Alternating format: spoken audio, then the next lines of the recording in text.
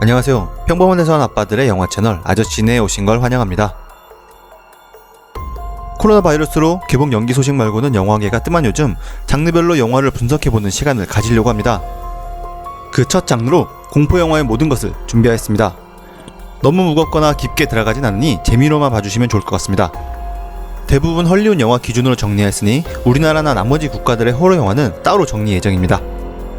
그럼 공포영화의 모든 것, 공포영화의 역사와 트렌드를 살펴보겠습니다.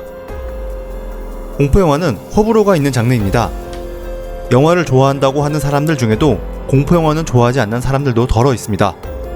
대부분 무서운 장면이 싫다거나 언제 놀래킬지 모르는 긴장감이 싫다고들 얘기를 하죠.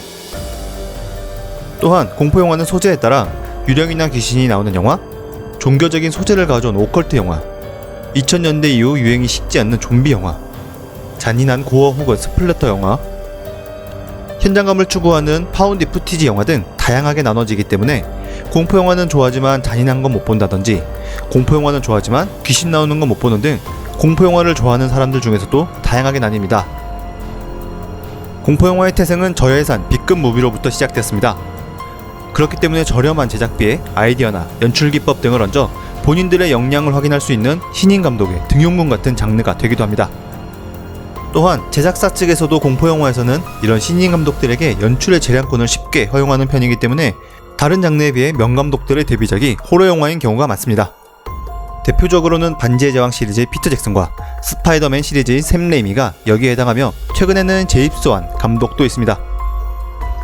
공포영화는 유행을 많이 타는 장르 중 하나입니다. 한 영화가 히트를 하면 그와 유사한 영화들이 쏟아져 나옵니다. 그만큼 제작비의 장벽이 낮고 유사한 컨텐츠로도 소비가 가능한 B급 정서를 담고 있기 때문입니다. 너무 멀지 않은 70년대부터 이러한 트렌드를 이끈 영화들을 살펴보면 70년대에는 인상 깊은 오컬트 영화들이 있었습니다. 60년대 후반인 68년에 개봉한 악마의 씨는 공포영화는 저예산 영화다 라는 꼬리표를 떼고 공포영화를 메이저에 반열로 올린 영화로 평가받습니다. 감독은 미성년자 성폭행 혐의로 현재 퇴출운동이 한창인 로만 폴란스키입니다. 작년에 개봉하였던 원스 어폰 어 타임 인 헐리우드의 배경이 되는 샤론 테이트 살인사건의 피해자 샤론 테이트의 남편이자 중심이 되는 인물입니다. 해당 사건의 살인범인 찰스 맨슨과 그 일당은 이 영화 악마의 씨의 광신도였던 것으로도 유명합니다. 영화의 내용은 남편과 맨하탄으로 이사온 로즈메리가 겪는 주변에서 일어나는 불길하고 무서운 일들을 다룬 이야기로서 정서적으로 고립된 주인공과 충격적인 결말까지 지금 봐도 무서운 영화입니다. 60년대 후반에 나온 이 악마의 씨의 영향인지 70년대에는 오컬트 명작들이 나오게 됩니다. 지금도 이름만 들어도 단번에 알 수 있는 엑소시스트와 오맨이 바로 그것입니다. 엑소시스트는 공포영화의 대명사로 불리우며 제가 제일 무서워하는 공포영화이기도 합니다. 당시로선 너무나도 충격적인 이 영화에 관객들이 졸도하거나 심장마비를 일으키는 사례들도 나타났고, 이 때문에 수출판에서는 그 유명한 스파이더워크 장면 등이 삭제되어 개봉하였습니다. 엑소시즘이라는 단어를 전세에게 알려준 이 영화는 대박 흥행을 만들어냈는데 당시 기준 1천만 달러의 제작비로 미국에서만 2억 3천만 달러를 벌어들여 물가 상승률을 계산했을 때 아바타나 스타워즈보다 높은 역대 9위에 해당하는 성적으로 이 영화에 얼마나 많은 사람들이 열광했는지 알 수 있습니다. 또한 아카데미의 작품상, 감독상 등 주요 부문 10개에 올랐었으니 평단의 평 역시도 좋았었습니다. 1976년 나온 오맨은 악마의 숫자 666을 사람들 머릿속 깊이 남겨놓게 된 영화입니다.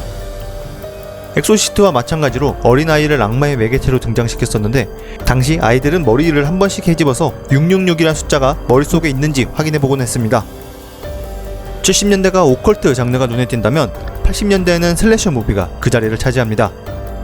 70년대 말인 1978년 나온 영화 할로윈으로 80년대 공포영화는 인상 깊은 슬래셔 무비들이 나오게 됩니다.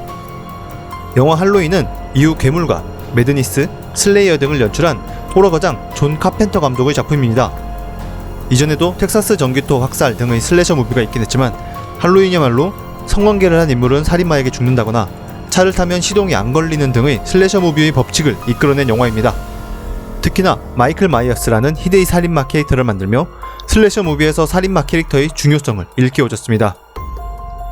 여기에는 주인공인 제이미 리 커티스의 역할도 컸는데 영화 사이코로 유명한 자넬 리의 딸인 그녀는 할로윈을 통해 호러퀸이라는 수식어가 붙은 첫 배우가 됐었습니다.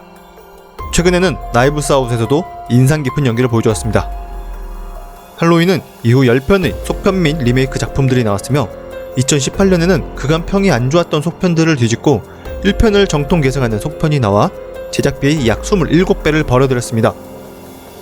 엑소시스트, 오맨과 마찬가지로 할로윈은 음산하면서도 독특한 음악도 굉장히 유명한데 아래의 링크를 통해 한 번씩 들어보시기 바랍니다. 100배가 넘는 흥행 수익을 거둔 할로윈의 큰 성공으로 1980년대 들어 13일의 금요일과 나이트메어가 나오게 됩니다. 이로써 슬래셔 무비의 가장 유명한 캐릭터인 할로윈의 마이클 마이어스와 13일 금요일의 제이슨 보이스, 나이트메어의 프레디 크루거가 완성됩니다. 1980년에 나온 13일의 금요일은 사실 영화의 내용이나 개봉일 등 13일의 금요일과 관련된 것이 하나도 없었습니다. 그저 예수가 십자가형을 당한 금요일과 서양의 불길한 숫자 13을 합친 불길한 의미를 가진 단어를 제목으로 쓴 것에 불과했는데 13일의 금요일이란 것을 전 세계에 크게 알리는 계기가 되었습니다. 할로윈이 슬래셔 무비라는 장르를 활짝 열었다면 13일의 금요일은 슬래셔 무비의 전성기를 이끌어간 영화로 평가받습니다. 1984년 개봉한 나이트메어는 할로윈의 존 카펜터 감독과 함께 호러 영화의 거장이라 불리는 웨스 크레븐 감독의 영화입니다. 왼편 마지막 집이나 힐사이즈와 같이 2000년대 리메이크된 유명 호러 영화들을 연출하였습니다. 나이트메어는 현실이 아닌 세계를 바탕으로 한다는 점에서 앞의 두 영화와는 결을 달리할 수도 있지만 슬래셔 무비의 전성기를 함께 만들어낸 영화입니다. 여담으로 끔살당하는 조연 배우로 13일의 금요일에 케빈 베이컨이 있다면 나이트메어에는 조니 뎁이 있었습니다. 이상 7, 80년대 공포영화 트렌드를 간단히 정리해보았습니다. 나이트메어의 웨스 크레븐 감독은 90년대 들어 한 편의 공포영화로 다시 한번 장르를 만들어가게 되는데 그 자세한 이야기는 다음 편에서 하도록 하겠습니다. 다음 편에는 90년대부터의 호러 영화들을 가지고 돌아오겠습니다. 이상 아저씨네였습니다.